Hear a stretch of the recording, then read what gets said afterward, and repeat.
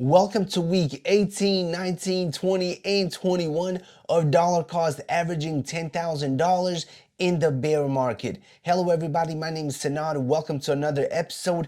Let's jump straight into it. As you guys know, over the last couple of weeks, there has been a lot of drama in the crypto space. The SEC suing Binance, Coinbase, literally everyone seems to think that crypto is done. It is all over. Crypto in America is finished. Pack your bags and go home. But in reality, this is just another buying opportunity. Personally, I'm a long-term believer in crypto. I don't think Bitcoin is going anywhere, Ethereum, or the altcoins. Obviously, there will be a ton of changes in the space, good and bad. The government wants total control of the crypto space, and I believe eventually they are going to get it with all the regulations that they will be putting into place in the upcoming years. But does that mean crypto is done for?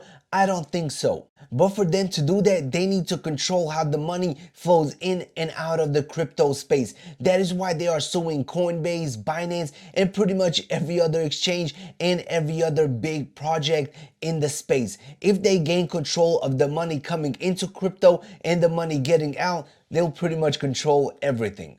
With all that being said, I still believe in crypto long term. That is why I continue to dollar cost average and I continue to buy. Even right now, when everyone's screaming it is all done for. And now let me show you the latest 4 projects that I have bought over the last 4 weeks. Sorry guys, I haven't been able to make these weekly updates, but now I'm simply catching up and I'm simply buying more crypto pretty much every single week, even if I'm not posting videos weekly. And let's go over to the computer screen so I can show you what I bought. Let's go.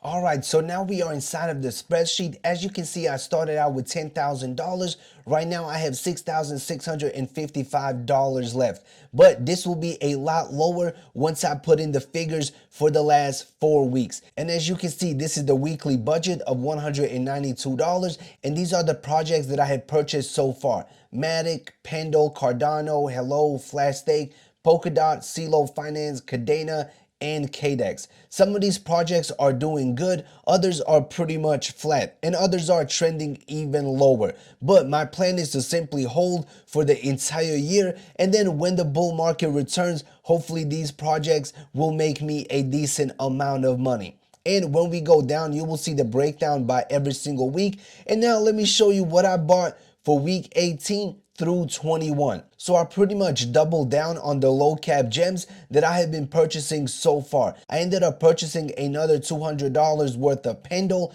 $200 worth of flashstake, $200 worth of CeeLo Finance, and $200 worth of Hello. And these are the prices that I paid and the total amount of money that I spent, including the Ethereum gas fees.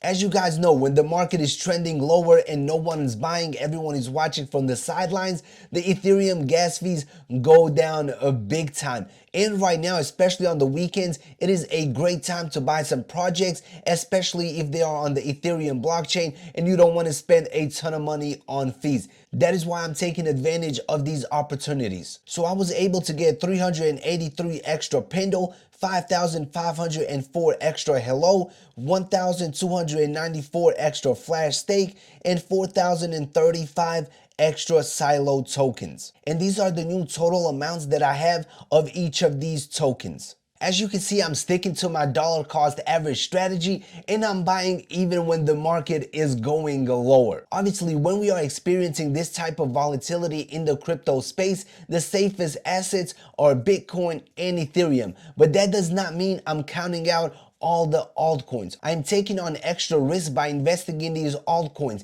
especially the ones that have very low market caps. But personally, I believe that will pay off in the long term. Obviously, this is what I'm doing personally. This is not financial advice. Make sure to do what is right for your portfolio. Alright everybody, that concludes this quick update video. If you have any questions, drop it in the comment section below. And as always, see you in the next video. Peace out.